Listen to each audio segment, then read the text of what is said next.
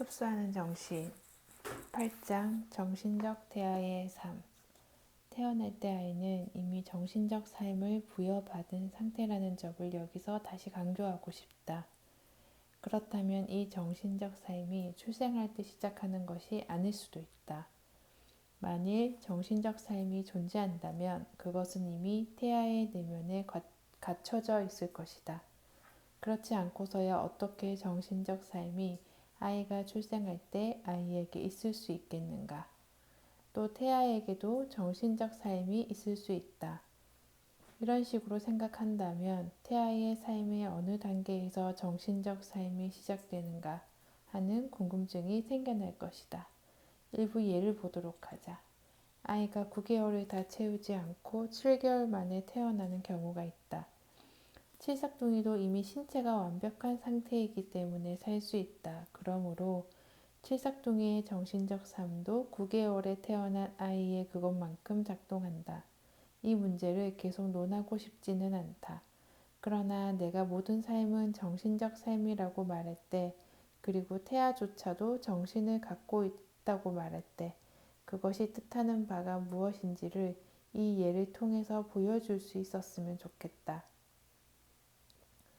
사실 모든 유형의 생명은 그 생명의 형태가 아무리 원시적인 상태에 있을지라도 특정한 양의 정신에너지를, 특별한 종류의 개인적 정신을 갖고 있다.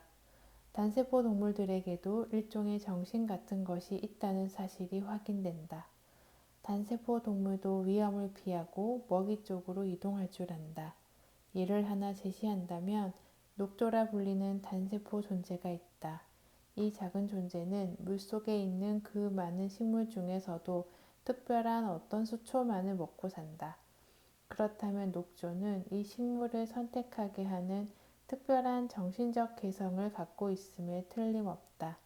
달리 표현하면 녹조는 구체적인 어떤 행동을 부여받았음에 틀림없다는 뜻이다. 모든 동물은 각자의 삶을 영위하는 특별한 방법을 갖고 있으며 이 같은 사실은 동물의 행동이 특별한 형태의 정신의 지휘를 받는다는 점을 보여준다. 엄격한 과학 분야를 잠깐 벗어난다면 이렇게 말할 수도 있을 것 같아. 정신적 지휘자 같은 존재가 이 지구상에서 일어나야 할 모든 활동을 다양한 유형의 생명들이 나누어 맡아서 하도록 분배하고 있다고 말이다.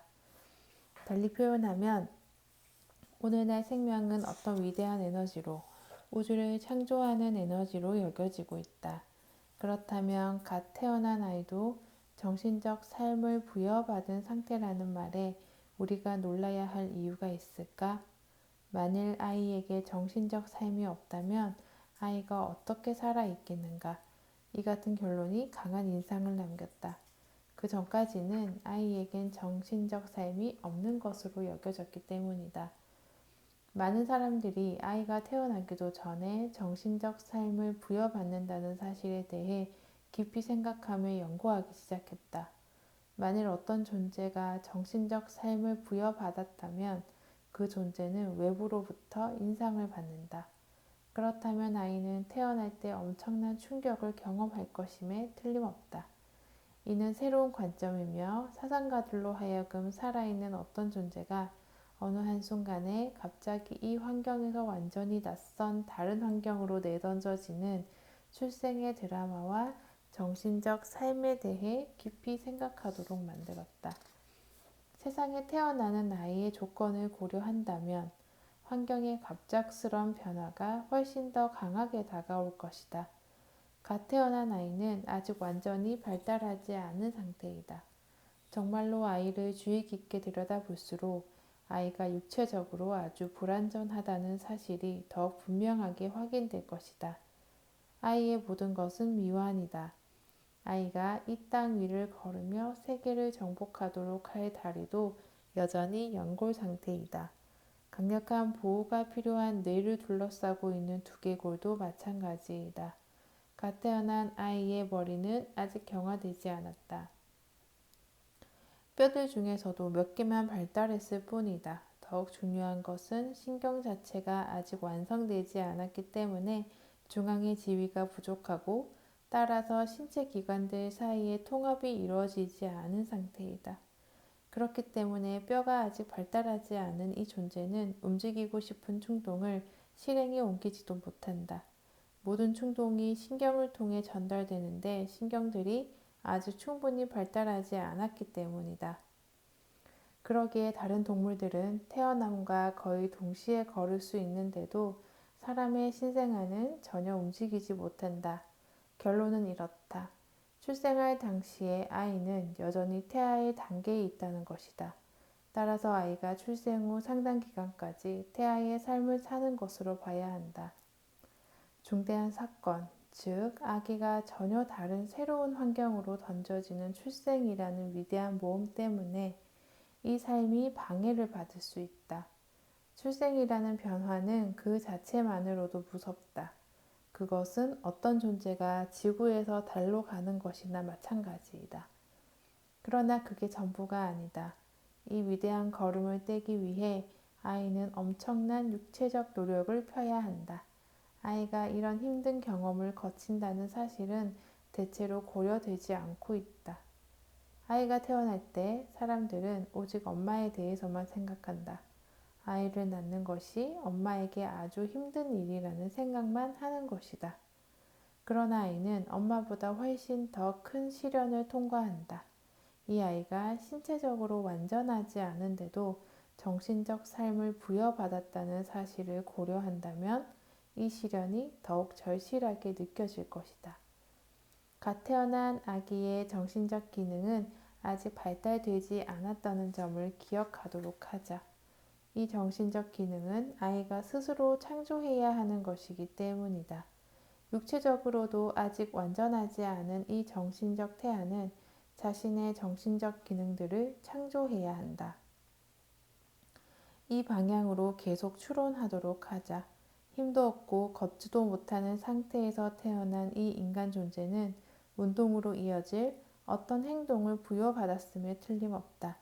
아이의 기능들은 아직 존재하지 않기 때문에 창조되어야 하며 이 기능들이 형성되어야 한다는 것은 곧 태아적인 삶의 시기가 추가로 전개된다는 것을 의미한다. 정신적 태아의 삶이라고 할 수 있는 시기이다. 육체적으로 불완전하게 태어난 신생아는 인간이라는 복잡한 존재를 완성해내야 한다. 아이가 인간의 정신적 기능들을 스스로 창조해내야 한다는 뜻이다. 출생 후 정신적 발달은 행동이 지시하는 길을 따라 일어난다. 달리 말하면 운동을 창조하는 것이 곧 정신의 발달이라는 뜻이다. 다른 동물들의 경우에 태어나자마자, 말하자면 동물이 외부 환경을 접하게 되자마자 일깨워지는 것 같은 본능이 사람의 경우엔 내면에서 정신에 의해 구축되어야 하는 것임에 틀림없다. 인간의 기능들과 그 기능들에 해당하는 운동을 건설하는 것은 바로 정신이다. 이런 식으로 일이 진행되는 동안에 태아의 육체적 부분은 발달을 끝낸다. 두개골도 단단해진다. 인간 태아가 불완전하게 태어나는 이유는 정신의 건설이 이뤄진 다음에야 태아의 최종적 형태와 기능들이 결정되기 때문인 것 같아. 병아리들은 알에서 부화되는 즉시 어미가 먹이를 쪼는 방법을 가르쳐주길 기다리지 않고 곧장 다른 병아리들처럼 행동하기 시작한다. 병아리들은 지금도 그렇고 옛날에도 그랬으며 앞으로도 그럴 것이다. 사람의 경우에는 그렇지 않다. 왜냐하면 사람은 운동을 시작하기 전에 먼저 정신을 발달시켜야 하기 때문이다. 그래서 사람은 움직이지 못하는 상태에서 태어난다. 사람의 정신은 사람의 진화에 따라서 그 사람이 처한 환경에 따라서 그 사람이 처한 조건에 따라서 건설되어야 한다. 사람은 자신의 시대와 조건에 적합한 인간을 형성해야 하기 때문이다. 운동은 정신과 더불어 형성된다. 말하자면 정신이 기능들을 개발함과 동시에 기능들을 표현할 운동을 발달시킨다는 뜻이다. 따라서 그런 행동은 그 사람이 자신의 시대와 조건에 적응하는 쪽으로 형성되게 한다. 환경 안에서 최초의 능동적인 경험은 이 정신 기능들이 형성될 때까지 일어나지 않는다. 이 같은 사실에서 몇 가지 중요한 결론을 끌어낼 수 있다. 한 가지 결론은 출생 때부터 사람의 삶에서 가장 중요한 측면은 정신적 삶이지 운동이 아니라는 점이다. 왜냐하면 운동은 정신의 안내와 지시에 따라 창조되는 것임이 분명하기 때문이다. 사람과 다른 동물을 구분하는 것은 지능이다. 그러므로 사람이 세상에 태어나 가장 먼저 하는 활동은 지능의 건설이 되어야 한다. 뼈대와 신경계가 지능의 건설을 기다리고 있는 동안에 육체는 활발하게 움직이지 못하는 상태로 남는다. 육체는 기다려야 한다. 사람은 행동이 사전에 고착되어 있는 그런 동물의 육체가 아니기 때문이다. 자연은 세심하게 배려하면서 사람에게서 운동의 힘을 빼앗고 또 육체를 부드러운 뼈로 만들었다. 이유는 사람이 환경 안에서 경험을 처음 시작하기 전에 정신을 습득하는 위대한 일부터 먼저 마무리해야 하기 때문이다. 만일 정신적 삶이 환경을 흡수함으로써 스스로를 구축하게 되어 있다면 지능이 먼저 환경을 관찰하고 연구하여 엄청난 양의 인상을 수집한다는 주장이 논리적이다. 육체적 태아가 처음에 특정 신체기관을 만드는 작업을 벌이기 전에 먼저 세포를 엄청나게 많이 축적하는 작업부터 하는 것과 똑같아. 삶의 첫 시기는 환경으로부터 인상들을 수집하는 기간이다. 이 같은 설명이 논리적이다. 인간의 신생아가 동물들의 새끼처럼 정해진 본능들을 부여받지 않은 상태에서 출생하자마자 걷는다고 가정할 경우에 그 아이가 새로운 환경 안에서 어떻게 제대로 판단할 수 있겠는가? 이 시기는 경이로운 시기이다. 인간의 삶에서 첫 번째 시기는 더없이 위대한 정신적 활동이 이루어지는 시기이다. 훗날 지능이 생길 바탕이 되어줄 인상들이 축적되는 것이 바로 이때인 것이다. 또한 사람의 운동이 환경을 고려하게 되어 있고 또 사람이 모두 서로 다른 역사적 시대에 서로 다른 환경에 태어나 각자 거기에 적응해야 하기 때문에 정신이 엄청난 양의 재료를 받아서 축적하는 것이 필수이다. 이 재료들이 각 개인이 자신이 태어난 특별한 환경과 역사적 시대에 맞게 특별히 적응할 수 있도록 받쳐줄 바탕이 된다. 그렇다면 삶의 첫 몇 년이 가장 위대한 활동이 이루어지는 시기일 것 같아. 이 활동을 통해 환경 안의 모든 것이 아이에게 흡수된다. 2년 차에 육체적 존재는 거의 완성되고 육체의 운동도 결정되기 시작한다.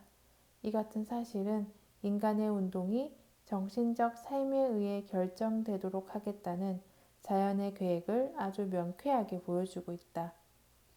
옛날 사람들은 움직이지도 못하고 말도 못하는 아이는 정신적으로 아예 존재하지 않는 것이나 다름없다고 생각했다. 그랬기에 이 같은 인식 변화가 그만큼 더 인상적으로 다가온다.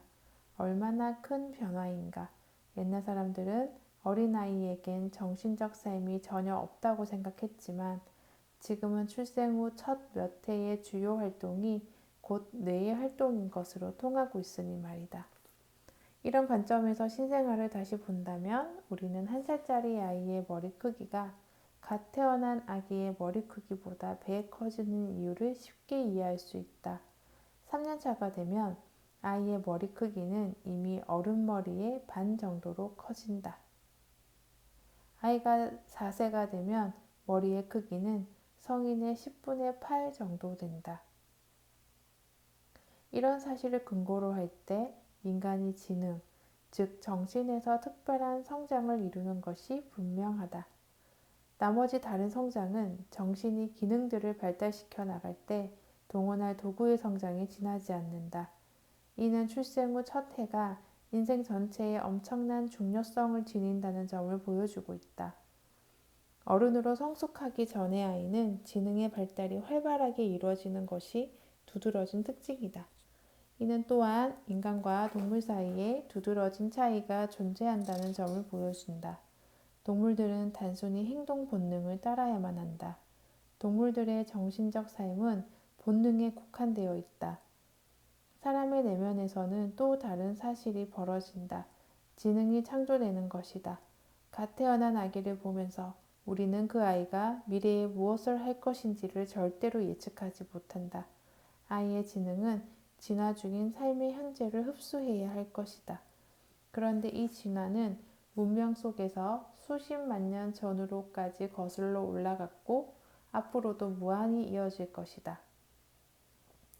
현재는 과거로나 미래로나 그 끝이 없으며 한순간도 같을 수 없다. 인간의 양상은 무한하다. 반면에 다른 동물들은 언제나 고정되어 있는 한 가지 양상밖에 보이지 않는다. 사람에게 한계란 것이 없다. 인간을 연구할 때 고려의 초점은 인간의 지능으로 모아져야 한다. 분명히 무한을 향해 나아갈 가능성을 갖고 있고 또 무한을 향하게 되어 있는 이 정신적 삶은 신비한 어떤 방식으로 시작되는 것임에 틀림없다. 정신적 삶은 아기가 태어나기 전부터 시작된다. 그렇게 보는 이유는 갓 태어난 아이의 마음에서도 어떠한 기능이든 창조하고 어떠한 조건에도 적응할 가능성을 지닌 엄청난 힘들이 발견되기 때문이다. 사람의 다양한 충동의 바탕엔 이런 정신적 삶이 있다. 아이의 정신적 발달을 살피고 이해하기 전에 그 점을 먼저 이해해야 한다. 고려해야 할 또 다른 사항이 있다. 아이의 마음의 정수와 아이의 마음이 작동하는 방식도 반드시 고려되어야 한다. 왜냐하면 이 마음이 삶의 첫 해에 매우 굶주린 상태에 있는 까닭에 환경 안에 있는 모든 것들의 인상을 모으기를 원하기 때문이다. 아이의 정신은 어떤 것이든 의식적으로 흡수하지 않는다. 아이의 정신은 아이의 발달을 이끌 힘을 지닌 생명이다. 그렇다면 이런 아이의 정신적 삶의 본질은 무엇인가? 아이의 미래 행동의 일부를 이해하기를 원한다면 우리는 아이의 정신적 삶의 본질을 이해할 수 있어야 한다. 아이는 외부의 일들에 어떤 식으로 반응하는가? 출생 공포와 그에 대한 반응. 오늘날 심리학자들은 출생의 힘든 모험에 강한 인상을 받으면서 아이가 세상에 태어나는 동안에 엄청난 충격을 겪는다고 결론을 내리고 있다. 요즘 널리 쓰이고 있는 심리학 용어 하나가 바로 출생 공포이다. 분명 출생 공포는 의식적인 공포는 아니다. 그러나 만약 아이의 의식적인 정신 능력이 발달했다면 아이는 격한 단어로 자신의 느낌을 표현할 것이다. 엄마는 왜 나를 이런 무서운 세상으로 내던졌어? 내가 뭘 할 수 있어? 나의 세상과 완전히 다른 삶에 내가 어떻게 적응할 수 있겠어? 휘파란 소리조차 듣지 않은 내가 이 무시무시한 소리에 어떻게 적응할 수 있겠어? 엄마가 그동안 나를 위해 대신해 주었던 어려운 일들을 내가 어떻게 할 수 있겠어? 소화는 어떻게 하며 또 숨은 어떻게 쉬는 거야? 엄마의 체온과 똑같은 온도에서 늘 따뜻하게 지내던 내가 이 무서운 기후 변화를 어떻게 견딘다는 말이야. 아이는 이 모든 것을 의식하지 않고 있다. 아이는 자신이 출생 공포로 고통받고 있다는 말조차 하지 못한다. 그럼에도 의식과 다른 정신적 느낌이 있음에 틀림없다. 아이가 의식을 갖고 있었더라면 왜 엄마는 나를 버렸어? 엄마는 상처 입은 나를 그대로 내버려뒀어. 엄마는 힘이 하나도 없는 나를 버렸어. 어떻게 엄마한테 그런 용기가 나올 수가 있었지? 라고 물었을 것이기 때문이다. 만일 아이가 의식할 수 있었다면 아이의 생각이 그런 식으로 전개되었을 테지만 아이는 의식하지 못한다. 그럼에도 아이의 잠재의식은 아주 예민하다. 아이는 앞에서 표현한 것과 거의 똑같은 기분을 느꼈을 것임에 틀림없다. 생명을 연구하는 사람들은 이 점도 고려해야 한다. 아이는 환경에 처음 적응하면서 주변의 도움을 받아야 한다. 아이의 정신이 출생을 겪으면서 무서운 충격을 받기 때문에 도움은 더더욱 필요하다. 아이도 놀랄 수 있다는 점에는 의문의 여지가 없다. 아기가 태어나고 몇 시간 지나지 않아 씻기려고 아기의 몸을 순간적으로 아래로 내릴 때 아기가 뭔가를 붙잡으려는 듯한 움직임을 보이는 경우가 자주 있다. 어른이 높은 곳에서 아래로 떨어질 때 뭔가를 잡으려 하는 몸짓과 비슷하다. 이는 아이들이 놀람을 느낀다는 사실을 보여준다. 그렇다면 자연에는 어떤 도움이 있을까? 자연은 갓난 아기가 적응해야 하는 어려운 시기에 아기를 도와준다. 자연은 엄마에게 아기를 자신의 몸 가까이에 두고 빛으로부터 보호하는 본능을 주었다. 그리고 엄마 본인은 이 기간에 자연에 의해 무력해진다. 엄마에게 지나치게 많은 에너지를 남겨두지 않는 것이다. 자기 자신을 돌보며 차분하게 지냄으로써 엄마는 그 시기에 아기에게 필요한 고요를 준다. 마치 엄마가 잠재의식적으로 아이가 무서운 충격을 받았으니 내 옆에 둬야 해 라고 생각하는 것처럼 보인다. 엄마는 아기를 자신의 체온으로 따스하게 덮이고 지나치게 많은 인상들로부터 보호한다. 인간의 엄마들은 이런 일을 다른 동물의 어미들에게서 확인되는 것만큼 강한 열정으로 하지 않는다. 고양이를 예로 든다면 어미 고양이는 자기 새끼를 어둑한 곳에 숨기며 혹시 다른 동물이 자기 새끼 쪽으로 다가오기라도 하면 극도로 경계하는 모습을 보인다. 반면 인간의 엄마들은 이런 동물적인 본능을 잃어버린 것 같아. 아기가 태어나기가 무섭게 누군가 와서 아기를 씻기고 옷을 입히고 눈의 색깔을 확인하기 위해 빛을 비춘다. 인류가 위험에 처했다고 하는 이유도 여기에 있다. 인간을 안내하는 것은 더 이상 자연이 아니고 인간의 추론이다. 인간의 추론은 식별력에 의해 개발되는 것이 아니기 때문에 잘못될 수 있다. 아이는 아직 정신을 부여받지 않은 존재가 아니라고 생각하는 것이 바로 이런 추론이다. 오늘날 관찰되고 있는 아이의 출생 공포는 말을 통한 항의보다 훨씬 더 무서운 결과를 부를 수 있다. 잘못된 성격을 낳을 수 있는 것이다. 그 결과는 정신의 변형으로 나타나게 된다.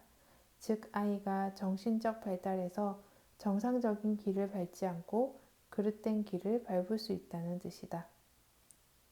그릇된 성격은 어린 시절에만 그치지 않고 성인이 되어서도 그대로 이어진다. 그런 성격은 정신적 퇴행이라 불린다.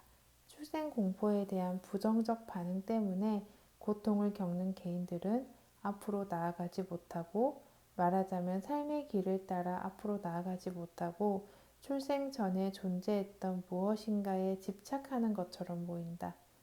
이 퇴행의 특징도 가지가지이다. 그러나 모든 특징은 똑같은 인상을 준다. 아이가 마치 이런 식으로 생각하고 있는 것처럼 보이는 것이다. 어머나, 이 세상이 왜 이렇게 무서워? 난 내가 온 곳으로 되돌아갈 거야. 신생아가 몇 시간 동안 잠을 자는 것은 정상으로 여겨진다. 그러나 지나치게 긴 수면은 신생아일지라도 정상이 아니다. 그런 잠은 이 세상에 대한 정신적 반감에 따른 일종의 도피로 여겨지고 망각을 추구하는 수단으로 여겨진다. 잠이 꼭 그런 것 같지 않은가? 잠은 잠재의식의 왕국이 아닌가? 만일 불쾌한 무엇인가가 마음을 괴롭힌다면 잠을 자도록 하라. 잠 속에는 현실은 없고 꿈이 있으니 말이다. 잠 속에는 노력을 전혀 요구하지 않는 삶이 있다. 수면은 세상으로부터 벗어나는 길이고 하나의 피난처이다. 또 잠을 잘 때의 자세도 유심히 살펴볼 필요가 있다. 갓 태어난 아기의 자연스러운 자세는 두 손을 얼굴 가까이로 모으고 두 다리를 몸통 쪽으로 모은 채 몸을 오그린 상태이다. 그러나 이 자세가 나이가 들어서까지 이어지는 경우도 덜어 있으며, 이는 엄마의 뱃속에 있을 때인 태아기의 자세로 도피하는 것으로 여겨질 수 있다. 아이들은 잠에서 깨어날 때 크게 놀란 듯 마치 자신을 험난한 세상으로 데려온 출생의 무서운 순간을 다시 겪는 듯 소리내어 울기 시작한다. 아기가 악몽에 시달리는 경우도 종종 있다. 이런 것들이 곧 삶의 공포이다. 이런 성향을 보여주는 또 다른 예는 아기가 혼자 남는 것을 무서워하듯 다른 사람에게 밀착하는 것이다. 이 밀착은 애착이 아니다. 그것은 두려움이 내포된 그 무엇이다. 아이는 소심하며 언제나 누군가와 가까이 있기를 원한다. 가까이 있고 싶어하는 대상으로는 보통 엄마가 선호된다. 그런 아이는 바깥에 나가는 것을 즐거워하지 않으며 언제나 세상과 차단된 상태로 집에 남기를 바란다. 아이를 행복하게 해줘야 할 세상의 모든 것이 오히려 아이를 놀라게 만든다. 그러면 아이는 새로운 경험에 반감을 느끼게 된다. 환경이 발달 과정에 있는 아이에게 매력적으로 다가와야 하는데도 그러기는커녕 오히려 혐오감을 불러일으키기 때문이다. 만일 아이가 아주 어린 유아기 때부터 발달의 수단으로 받아들여야 할 환경에 반감을 품게 된다면 분명히 이 아이는 정상적으로 발달하지 못할 것이다. 이 아이는 세상을 정복하고 환경 안의 모든 것을 섭취하여 자신의 내면에 구현하는 그런 아이가 되지 못할 것이다. 이 아이도 그렇게 하려고 노력하겠지만 거기엔 많은 어려움이 따르고 노력이 불완전하게 이루어질 것이다. 이런 아이는 인생은 고해라는 격언을 그대로 현실로 보여주는 것처럼 보인다. 이런 아이에겐 무엇인가를 한다는 것은 곧 자신의 천성에 맞서며 힘들게 나아가는 것을 의미하게 된다. 숨쉬는 것조차도 힘들어 보인다. 이런 부류의 아이들은 잠과 휴식을 더 많이 필요로 한다. 먹은 음식을 소화시키는 것까지도 힘들어 보인다. 그렇다면 이런 유형의 아이가 미래에 어떤 유형의 삶을 영위하게 될 것인지를 짐작하는 것도 어렵지 않다. 이런 특징들은 현재의 특징만 아니라 미래의 특징이기도 하기 때문이다. 이 아이는 걸핏하며 우는 그런 유형이다. 아이는 언제나 다른 사람이 자신을 도와주길 바랄 것이다. 아이는 게으르고 슬프고 우울할 것이다. 이런 것들은 시간이 지나면 그냥 흘러갈 그런 특징이 아니다. 그것들은 평생 동안 특징으로 남는다. 성인이 될 때조차도 아이는 이 세상에 반감을 품고 사람들을 만나길 두려워하고 언제나 소심한 모습을 보일 것이다.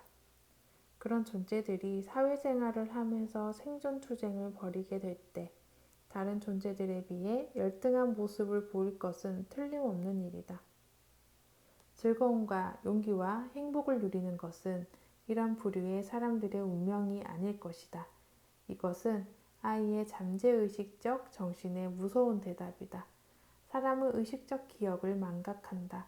그러나 잠재의식은 느끼는 것 같지도 않고 기억하는 것 같지도 않은데도 사람에게 해로운 짓을 훨씬 더 많이 한다. 잠재의식에서 형성된 인상들은 문에 매일 새겨지고 그 사람의 특징으로 뚜렷이 남는다. 바로 여기에 인류의 중대한 위험이 있다.